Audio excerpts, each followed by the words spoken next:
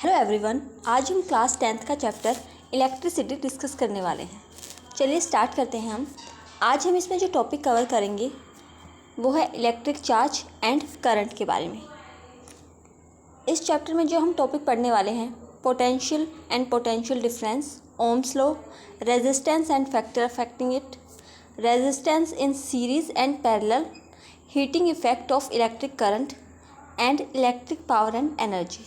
आज हम सिर्फ इलेक्ट्रिक चार्ज एंड करंट के बारे में डिस्कस करेंगे। सो इलेक्ट्रिसिटी क्या होती है? स्टडी ऑफ चार्जेस को ही हम क्या बोलते हैं? इलेक्ट्रिसिटी बोलते हैं। जब हम चार्ज की स्टडी करते हैं उसको हम क्या बोलेंगे? इलेक्ट्रिसिटी बोलेंगे। दो टाइप की इलेक्ट्रिसिटी के बारे में हम पढ़ते हैं, स्टैटिक इलेक्ट्रिसिटी और करंट इलेक्ट्रिसिटी। स्टैटिक इलेक्ट्रिसिटी में क्या होता है? स्टैटिक का मतलब क्या होता है? रेस्ट पे होना।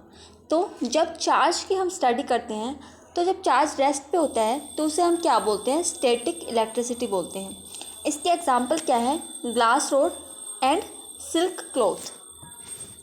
ग्लास रोड पे जब चार्जेस क्या होते हैं? रेस्ट पे होते हैं, तो ग्लास रोड पे क्या होता है? पॉजिटिव चार्ज, और सिल्क क्लॉथ पे क्या होता है? Negative charge. करंट इलेक्ट्रिसिटी में क्या करते हैं हम? जो चार्जेस की स्टडी करते हैं उसमें जो चार्जेस होते हैं वो मोशन में होते हैं।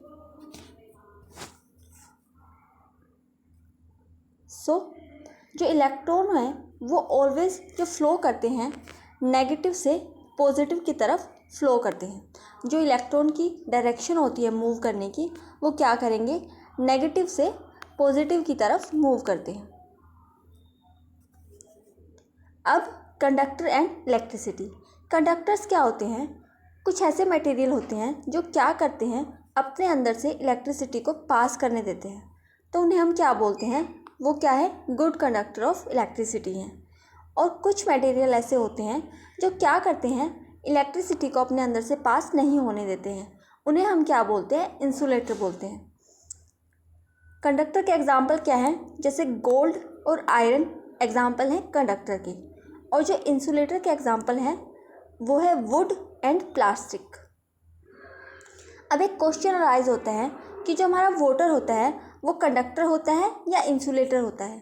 तो जो हमारा वाटर है वो कंडक्टर भी होता है और इंसुलेटर भी होता है। इसका रीज़न क्या होता है? जो हमारा प्योर वाटर होता है जो हम लैब में यूज़ करते हैं वो क्या होता है? इलेक्ट्रिसिटी को कंडक्ट नहीं कर सकता है। लेकिन जो हमारा नॉर्मल वाटर होता है, टैप वाटर होता है, वो क्या कर सकता है? इलेक्ट्रिसिटी को कंडक्ट कर सकता है। इसीलिए जो हमारा वाटर है एज ए कंडक्टर भी एक्ट करता है और एज ए इंसुलेटर भी एक्ट करता है। जो हमारे मेटल हैं वो इलेक्ट्रिसिटी को कंडक्ट कैसे करते हैं? अगर जो हमारे मेटल हैं उनको इलेक्ट्रिसिटी को कंडक्ट करना है तो उनके पास क्या होने चाहिए? फ्री चार्ज कैरियर्स होने चाहिए, तभी वो क्या कर सकते हैं? इलेक्ट्रिसिटी को कंडक्ट कर सकते हैं। जो हमारे मेटल होते हैं उनका जो न्यूक्लियस का साइज़ होता है वो बहुत ज़्यादा लार्ज होता है, और लार्ज साइज़ की वजह से क्या होता है? जो उनका इलेक्ट्रॉन होता है आउटरमोस्ट शेल में, वो क्या कर जाता है? बाहर निकल जाता है। और अगर इलेक्ट्रॉन बाहर निकल जाएंगे तो वो क्या कर सकते हैं? इलेक्ट्रिसिटी को कंडक्ट कर सकते हैं। जो हमारे नॉन मेटल है उनमें क्या होता है? जो न्यूक्लियस का साइज़ है वो क्या होता है? स्मॉल होता है, जिसकी वजह से वो इलेक्ट्रिसिटी को कंडक्ट नहीं कर सकते हैं। नेक्स्ट है हमारे जो मेटल वायर हैं, अगर वो सेल के साथ कनेक्ट है और अगर वो सेल के साथ कनेक्ट नहीं है तो क्या होता है इलेक्ट्रॉन के साथ, हम वो डिस्कस करेंगे। अगर जो हमारी वायर है वो सेल के साथ कनेक्ट नहीं है तो जो हमारे इलेक्ट्रॉन हैं वो क्या करते हैं? रैंडम मोशन में मूव करते हैं। जैसे आप डायग्राम में भी देख सकते हैं, जो इलेक्ट्रॉन है वो रैंडम मोशन में मूव कर रहे हैं। कोई राइट डायरेक्शन में मूव कर रहा है और कोई लेफ़्ट डायरेक्शन में मूव कर रहा है। वैसे ही अगर हम अपना जो वायर है उसको सेल के साथ कनेक्ट कर देते हैं तो वो क्या करते हैं? जो इलेक्ट्रॉन रैंडम मोशन में मूव कर रहे थे उनको क्या करता है? वो एक डायरेक्शन में मूव करवा देता है। उसी को जब हम सेल को कनेक्ट करते हैं मेटल वायर के साथ। ये हमने डिफरेंस पढ़ लिया कि जब हम मेटल वायर को सेल के साथ कनेक्ट करते हैं और जब हमारी मेटल वायर सेल के साथ कनेक्ट नहीं होती है तो क्या होता है? इलेक्ट्रॉन के साथ। अब हम जो पढ़ेंगे डायरेक्शन ऑफ कन्वेंशनल करंट।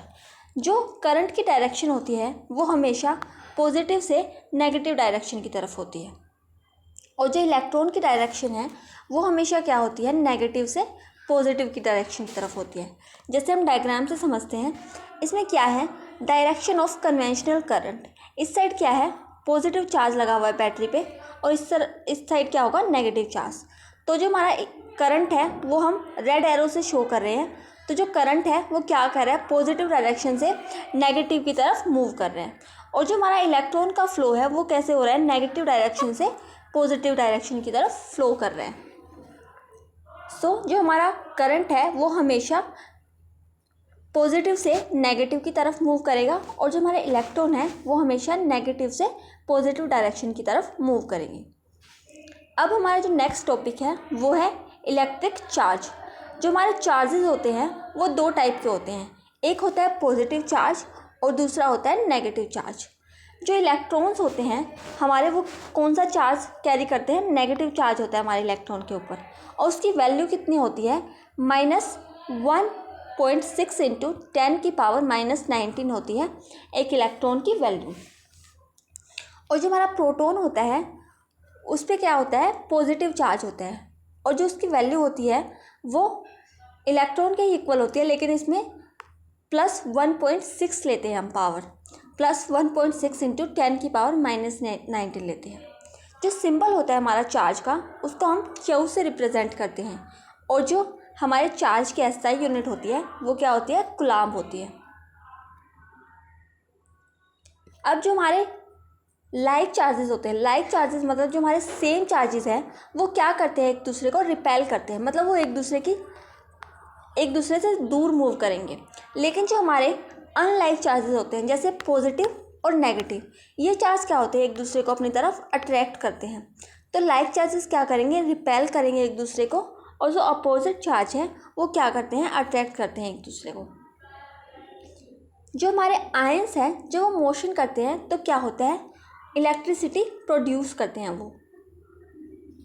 सो ये बात आपको याद रखनी है कि जब हमारे आयंस है वो मूव करेंगे तो क्या होगी, करंट, इलेक्ट्रिसिटी प्रोड्यूस करेंगे वो।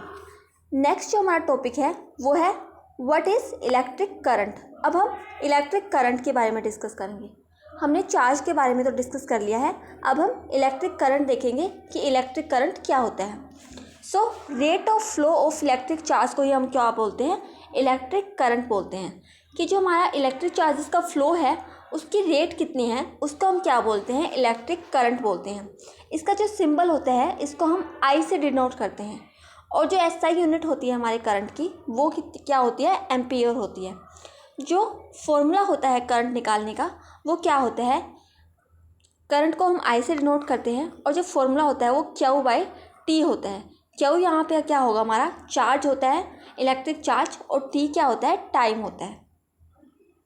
अब 1 एम्पियर क्या होता है, जो करंट को हम मेज़र करते हैं एम्पियर में, तो क्वेश्चन आ जाता है कई बार कि 1 एम्पियर क्या होता है। So when 1 coulomb of charge flow in circuit for 1 second, 1 second के लिए जो 1 कूलम्ब चार्ज फ्लो करता है उसी करंट को हम क्या बोलते हैं, 1 एम्पियर बोलते हैं। अब 1 कूलम्ब क्या होता है, when 1 ampere of current flow in a circuit for 1 second. जो हमने 1 एम्पियर की अभी स्टेटमेंट पढ़ी, तो जब 1 एम्पियर ऑफ करंट फ्लो करता है इन 1 सेकेंड इन अ सर्किट, तो जो अमाउंट ऑफ चार्ज सर्कुलेट करेगा उसको हम क्या बोलते हैं, 1 कूलम्ब बोलते हैं। सो ये आपको याद रखना है। जो हमारा इलेक्ट्रिक चार्ज होता है वो स्केलर क्वांटिटी होती है, तो ये आपको याद रखना है कि जो हमारा चार्ज हमने पढ़ा इलेक्ट्रिक चार्ज वो कैसी क्वांटिटी होती है, स्केलर क्वांटिटी होती है। नेक्स्ट न्यूमेरिकल है, हम वो डिस्कस करते हैं। जो हमने फॉर्मूला पढ़ा करंट का उसी से हम क्या निकाल सकते हैं, इन न्यूमेरिकल को भी सोल्व कर सकते हैं। तो चलिए हम स्टार्ट करते हैं। एक current of 150 milli ampere flow through a circuit of for 2 minute. एक करंट है, कितना है वो, 150 मिली एम्पियर जो फ्लो करता है सर्किट में 2 मिनट के लिए। तो हमें क्या निकालना है, find the amount of charge that flow through a circuit. तो हमें क्या निकालना है, चार्ज निकालना है। तो सबसे पहले हम क्वेश्चन में क्या लिखते हैं, गिवन लिखते हैं।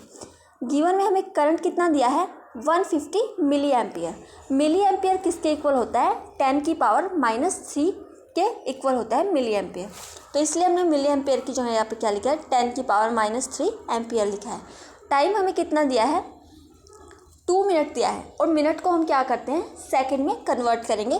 तो कितने सेकंड आ जाएंगे, 120 सेकंड आ जाएगी। अब हमें चार्ज निकालना है, लेकिन हमारे पास तो करंट का फॉर्मूला है। तो करंट का फॉर्मूला क्या होता है, Q/T। तो यहाँ से हम Q की वैल्यू निकाल लेंगे, तो वो क्या आ जाएगा, करंट मल्टीप्लाई टाइम। तो जब हम वैल्यू को पुट करेंगे तो हमारा आंसर क्या आएगा, 18 कूलम्ब आ जाएगा। आपको सिर्फ मल्टीप्लाई करना है करंट को और टाइम को, इससे हमारी वैल्यू निकल जाएगी 18 कूलम्ब। नेक्स्ट एक और न्यूमेरिकल है, वो डिस्कस करेंगे हम। A total of 6 × 10⁻16 electron flow through a current carrying conductor when connected through an external power supply for 20 second. इसमें हमें क्या दिया है, इलेक्ट्रॉन, नंबर ऑफ इलेक्ट्रॉन दिया है, मतलब n की वैल्यू दी है 6 × 10⁻16। टाइम हमें दिया है 20 सेकेंड। हमें पता है एक इलेक्ट्रॉन की वैल्यू कितनी होती है, 1.6 × 10⁻⁻19 होती है। तो हम n नंबर ऑफ इलेक्ट्रॉन इसके साथ मल्टीप्लाई कर देंगे तो कितना आ जाएगा हमारा, 9.6 × 10⁻³ आ जाएगा।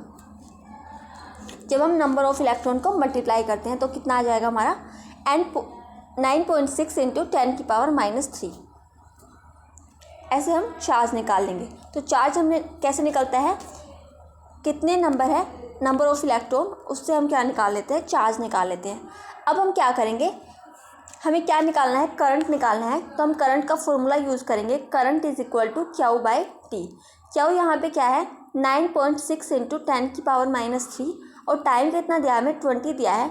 इसको सोल्व करेंगे हम तो हमारा आंसर क्या आएगा, 4.8 × 10⁻⁻4 एम्पियर।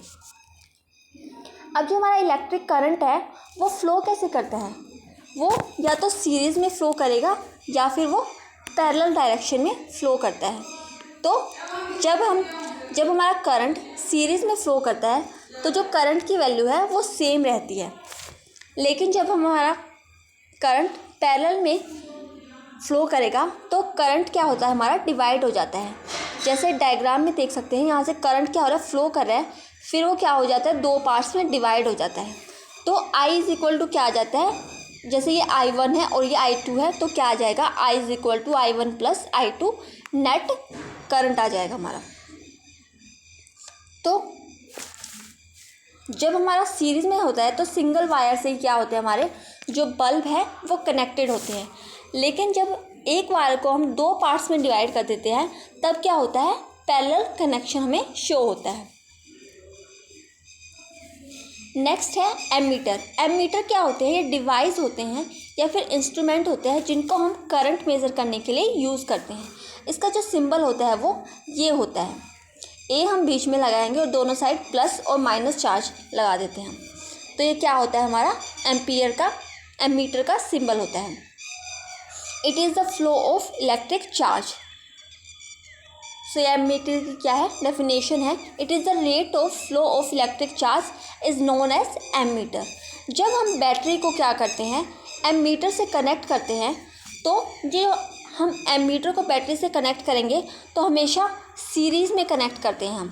तो ये बात आपको याद रखनी है कि जब भी हम एमीटर को बैटरी से कनेक्ट करते हैं तो वो क्या होगा, हमेशा सीरीज़ में कनेक्ट होगा। और फिर हम क्या करते हैं, करंट की वैल्यू निकालते हैं। नेक्स्ट है गैल्वेनोमीटर। गैल्वेनोमीटर भी क्या करता है, करंट को मेज़र करता है। लेकिन अगर हमारे पास एमीटर था तो हम गैल्वेनोमीटर क्यों लेके आए, तो इसका रीज़न क्या है, क्योंकि जो गैल्वेनोमीटर है वो सेंसिटिव करंट को भी क्या कर सकता है, मेज़र कर सकता है, और ये स्मॉलर करंट को भी क्या कर सकता है, मेज़र कर सकता है। और ये जो हमारा डायरेक्शन है, जो करंट फ्लो कर रहा है उसकी डायरेक्शन को भी क्या करता है, शो करता है। इसीलिए हम गैल्वेनोमीटर का यूज़ करते हैं करंट को मेज़र करने के लिए। जो गैल्वेनोमीटर का सिंबल होता है वो एमीटर की तरह सेम होता है, बस एमीटर में क्या होता है, हम बीच में ए लगाते हैं, लेकिन गैल्वेनोमीटर में हम बीच में क्या लगा देते हैं, जी लगाते हैं ए की तरह, एक जगह। तो ये आपको याद रखना है। कल हम पोटेंशियल डिफरेंस के बारे में डिस्कस करेंगे। अगर आपको कोई भी डाउट हो तो आप कमेंट सेक्शन में पूछ सकते हैं, और अगर आपको मेरी वीडियो पसंद आई हो तो please like, share and subscribe my channel. Thank you.